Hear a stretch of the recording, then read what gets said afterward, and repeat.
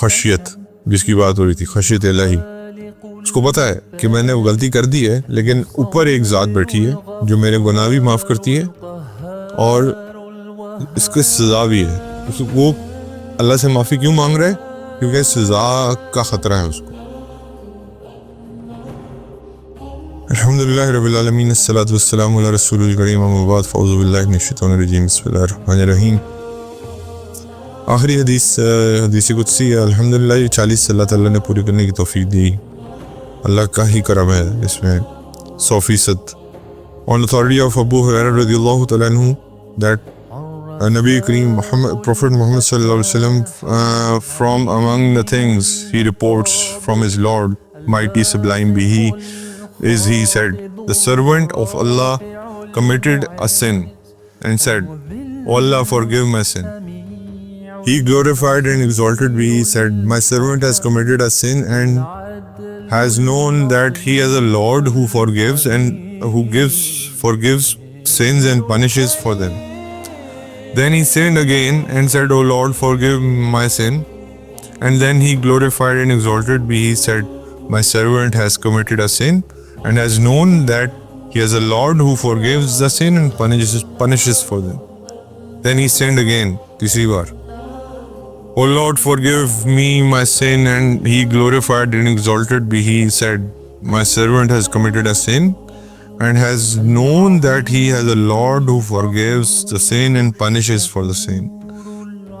Do what you wish, for I have forgiven you.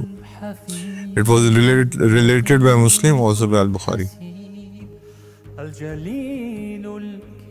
نبی کریم حضرت سید ابو ہریرہ رضی اللہ تعالیٰ عنہ حضور صلی اللہ علیہ وسلم سے روایت کر رہے ہیں اللہ کے الفاظ کہ اللہ رب العزت کہتے ہیں کہ میرا فلانا بندہ ہے، اس نے گناہ کیا ہے اور گناہ کے بعد آگے اس نے میرے سے توبہ کی ہے۔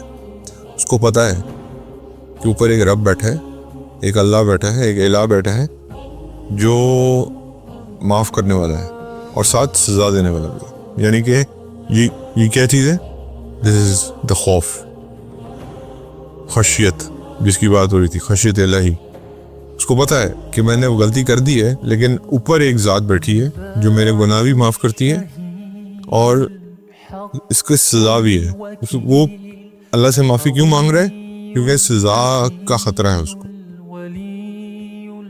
پھر یہ ایک دفعہ ایونٹ ہوتا ہے، پھر دوسری بار ہوتا ہے، دوبارہ وہ اس سے گناہ ہوتا ہے، دوبارہ وہ یہی معاملہ کرتا ہے۔ اس کو پتہ ہے اوپر رب بیٹھا ہے، مجھے معاف بھی کرنے والا ہے اور اس کی سزا بھی بڑی سخت ہے۔ تیسری بار ایونٹ ہوتا ہے، پھر یہی مسئلہ ہوتا ہے، جا کے اللہ سے پھر معافی مانگتا ہے، اللہ سے توبہ کرتا ہے اور اللہ تعالیٰ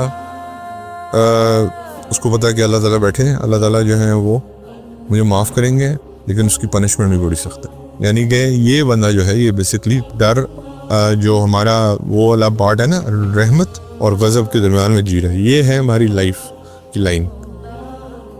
جس دن مجھے اور آپ کو یہ سمجھ آ گئی نا کہ رحمت اور غضب کے درمیان میں کیسے جینا ہے، اس دن میری اور آپ کی زندگی سیدھی ہو جائے گی۔ ہم رحمت کی طرف پڑے ہوئے زیادہ، گناہ کر کے اللہ رحیم ہے، اللہ معاف کر دیں گے، خود ہی فار گرانٹیڈ لے لیا، اللہ معاف کر دیں گے۔ بھائی اللہ سے رب بہت سارے گناہ تو اللہ ویسے ہی معاف کر دیتے۔ آپ وضو کرتے ہو اللہ آپ کے گناہ معاف کرتے ہیں، آپ نماز پڑھتے ہو اللہ آپ کے گناہ معاف کرتے ہیں، صغیرہ گناہ جو آپ نے کیے ہی نہیں ہے، جو آپ نے کیے ہیں لیکن آپ کو پتہ ہی نہیں ہے، وہ ویسے ہی اللہ رائٹ آف کرتے جا رہے ہیں، ان کے اوپر ویسے ہی اللہ قلم پھیرتے جا رہے ہیں اپنی معافی کا۔ وہ ایک بہت بڑے عالم تھے، وہ کہتے ہیں میرے پاس ایک بندہ سفر کر کے آیا ملتان سے، اور کہتے ہیں اس نے قرآن میں ایک آیت پڑھی کہ ہم کئی گناہ تو ویسے ہی معاف کر دیتے۔ تو وہ کہتے ہیں کہ جب وہ بڑا پریشان تھا، اب ظاہری بات ہے اس کے دل میں وہ اللہ کا خوف ہوگا جو وہ سفر کر کے آل دا وے یہ مسئلہ پوچھنے آیا ہے لاہور ایک عالم سے، وہ بہت بڑے اللہ کے ولی تھے، کہ حضرت اس کا مطلب ہے کچھ گناہ معاف ہوتے سارے نہیں ہوتے؟ ان کا یہ کچھ گناہ تو وہ ہیں جو آپ کو پتہ ہی نہیں ہے، جو آپ کر چکے ہوتے ہیں اللہ ویسے ہی معاف کر دیتے ہیں۔ کس وجہ سے؟ آپ وضو کرتے ہیں، آپ نے آنکھوں سے جو گناہ کیے وہ اللہ نے معاف کر دی، منہ سے کوئی گناہ کیا اللہ نے معاف کر دیا, ہاتھ سے کوئی گناہ کیا اللہ نے معاف کر دیا, پاؤں سے کوئی گناہ کیا اللہ نے معاف کر دیا, جھاڑ دیا گناہ. اس کے بعد جب نماز پڑھتے ہیں, اگر آپ نے فجر پڑھی ہے, اس کے بعد آپ نے ظہر پڑھی ہے, تو فجر سے لے کے ظہر تک جتنے صغیرہ گناہ ہے, صغیرہ کبیرہ جو ہے وہ توبہ کے بغیر معاف نہیں ہوتا. صغیرہ گناہ اللہ تعالیٰ معاف کر دیتے ہیں, اور اللہ ویسے ہی رائٹ آف کر دیتے ہیں. لیکن میں اور آپ یہ اس چیز کو فالو, اور پھر اسی طرح ظہر سے عصر جو گناہ کیے عصر پڑھی ہے معاف, پھر اسی طرح عصر سے مغرب جو گناہ کیے مغرب پڑھی ہے معاف, پھر مغرب سے عشاء جو گناہ کیے اللہ معاف کرے استغفر اللہ معاف, پھر عشاء کے بعد جو گناہ کیے اللہ معاف کرے, رات صبح فجر پڑھی ہے سارے معاف. صغیرہ گناہوں کا تو یہ حساب ہے. لیکن میں اور آپ یہ فار گرانٹیڈ لے کے بیٹھے ہیں کہ شاید کبیرہ گناہوں کا بھی مسئلہ ہے. تو ان کو عالم نے یہ بات کی کہ بیٹا یہ تو وہ گناہ ہیں جو آپ کو پتہ ہی نہیں, جو اللہ ویسے ہی معاف کر رہے ہیں, ورنہ شرک کے علاوہ, اور شرک کے اندر بھی اگر توبہ کی توفیق مل جائے تو معاف اللہ معاف کرنے والے گناہ اس کو. لیکن اگر شرک کے ساتھ کوئی مر گیا پھر کوئی معافی نہیں. وہ ایک واحد گناہ ہے جس کی معافی نہیں ہے, لیکن اس کی بھی توبہ موجود ہے, اس کا بھی دروازہ کھلا ہے آپ کی آخری سانس تک, یا سورج کے دوسری سائڈ سے نکلنے تک, جب تک آپ حضرت اسرائیل کو نہیں دیکھ لیتے اس وقت تک یہ آپ کے لیے دروازے کھلے ہیں. تو یہ اللہ تعالیٰ اس بندے کو اتنا پسند کرتے ہیں کہ اللہ تعالیٰ نے پوری ایک حدیث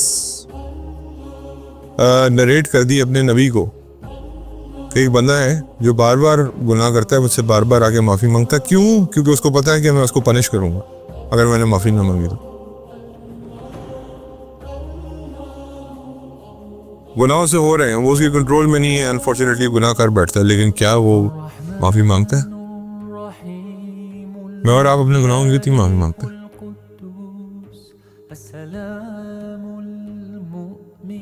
یہ ایک کوسچن ہے جو مجھے اور آپ کو خود اپنے آپ سے پوچھنا ہے. کتنا ٹائم دیتے ہیں اللہ تعالیٰ کو؟ اور دیکھیں گناہ کی انٹینسٹی جو ہوتی ہے نا, اتنی انٹینسٹی سے معافی مانگنی پڑتی ہے. سب سے پہلے بات تو یہ کہ ندامت ہے ہمیں اپنے کیے پہ, ہمیں شرم آتی ہے اپنے گناہوں پہ. اگر شرم ہی نہیں آتی تو پھر توبہ تو بھول جائے, توبہ تو پھر کسی جگہ لائے نہیں کرتی.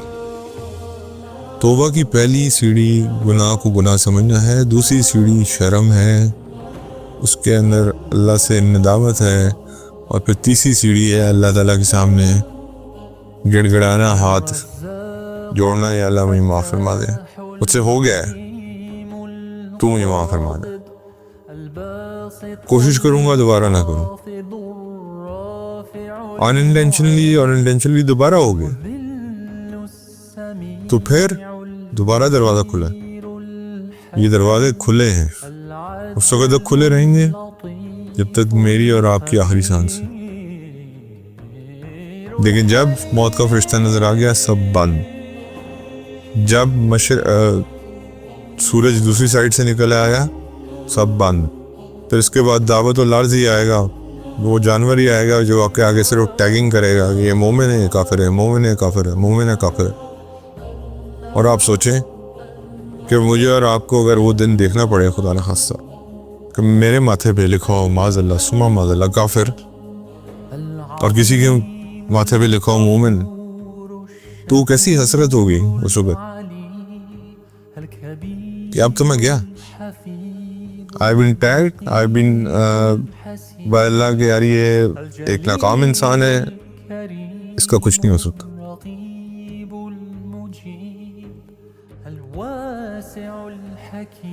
تو یہ باتیں اللہ دیکھیں بہت ساری چیزیں مخفی ہوتی ہیں, ہر بندے کا عمل, ہر ایک کو اپنے عمل خود پتہ ہے.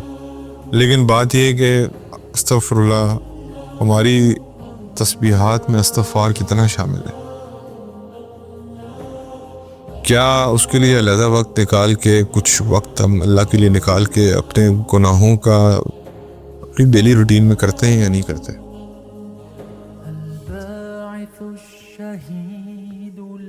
اور آج یاد دہانی میں اور آپ ایک دوسرے کو کرا رہے ہیں، اور شاید آج ہم توبہ استغفار کر لیں پھر بھول جائیں گے۔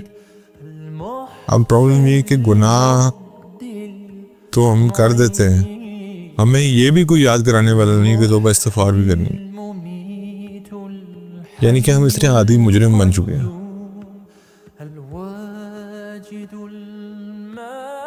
جو عادی مجرم ہوتا ہے نا، اس کو پھر خوف ختم ہوتا جاتا ہے پنشمنٹ کا، اس کو پتہ ہے کہ یار دنیا میں تو چل جائے گا لیکن اللہ کو کیسے دھوکہ دے۔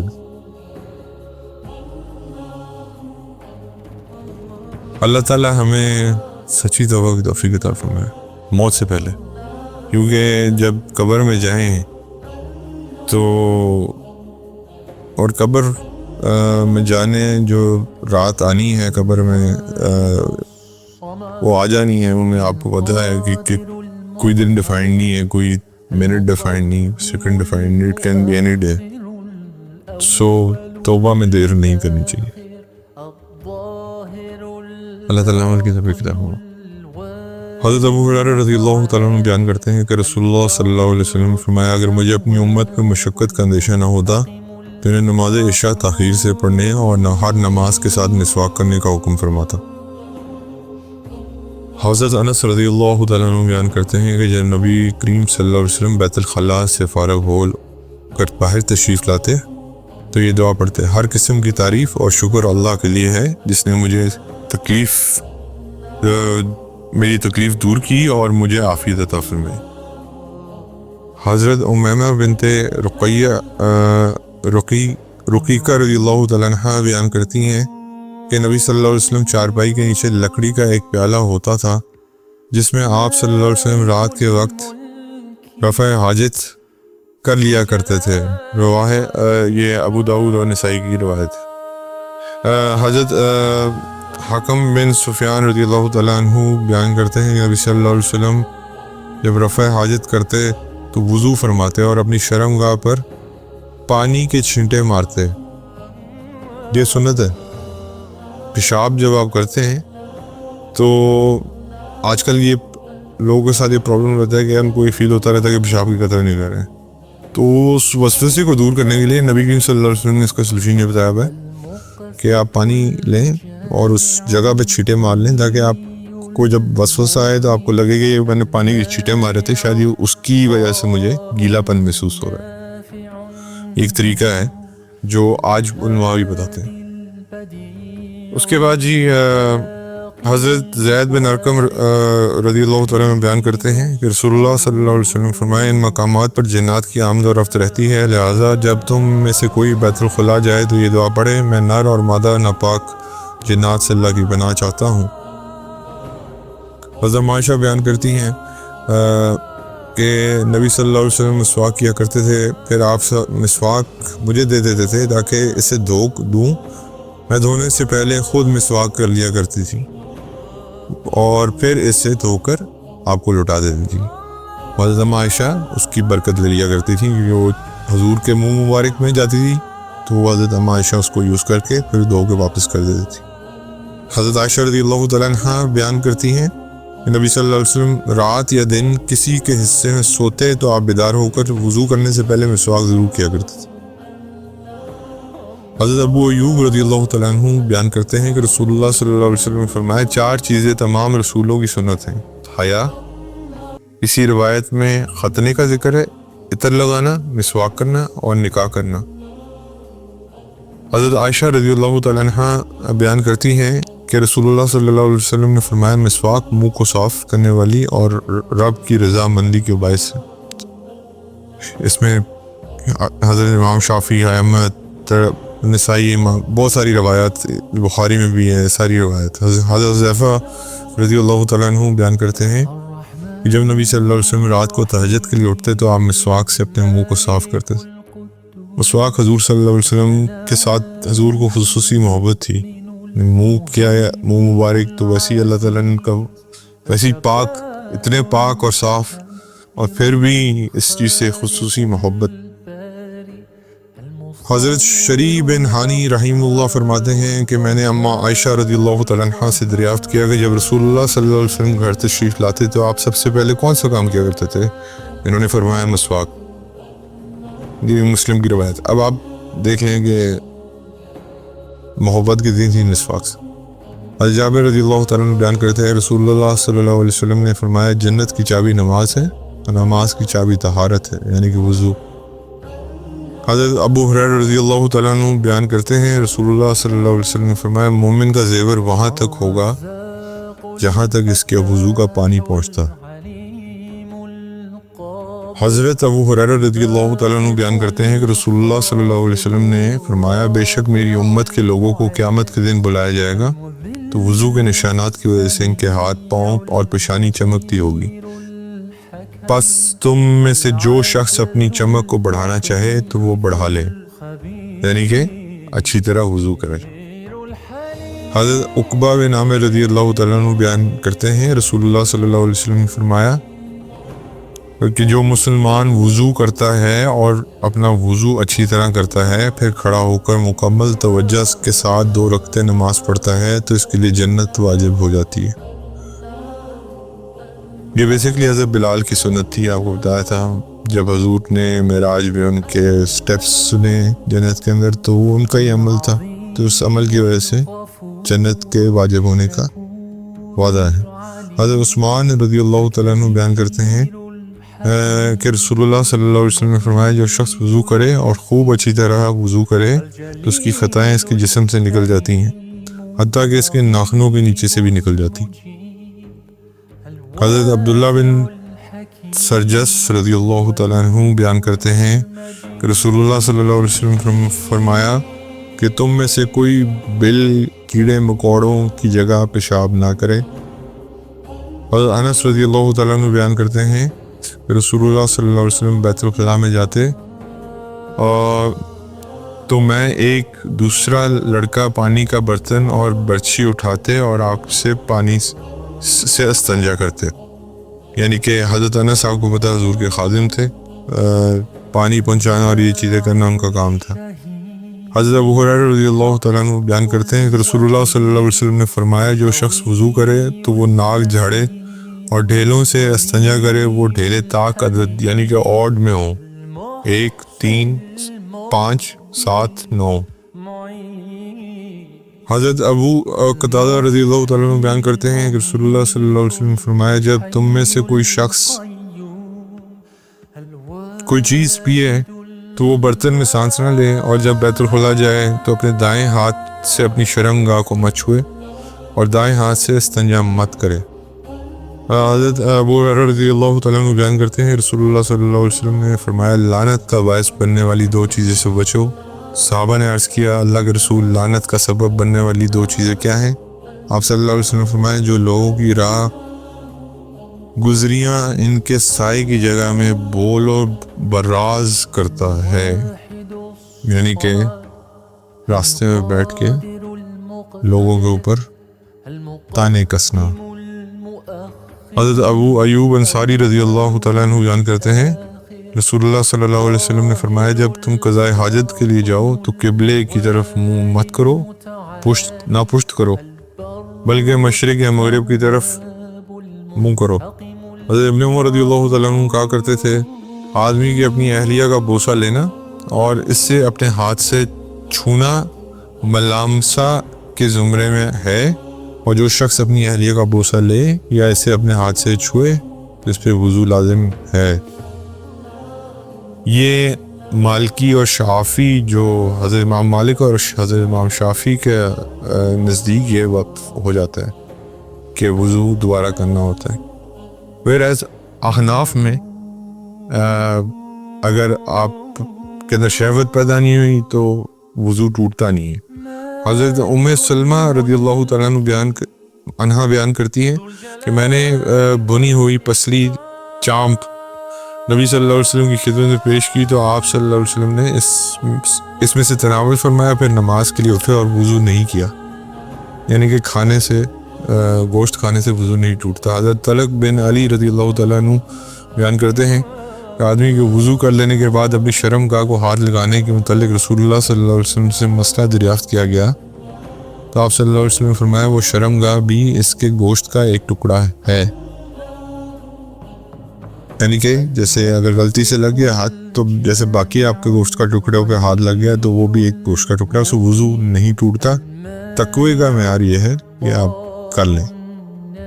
حضرت ابن عباس رضی اللہ تعالیٰ عنہ بیان کرتے ہیں رسول اللہ صلی اللہ علیہ وسلم نے فرمایا بے شک جو شخص چت لیٹ کر سو جائے اس پر وضو کرنا لازم ہے، کیونکہ وہ جو چت لیٹ جاتا ہے تو اس کے جوڑ ڈھیلے ہو جاتے ہیں، یعنی کہ اگر وہ پراپرلی لیٹ کے سو جائے تو وضو لازم ہو جاتا ہے۔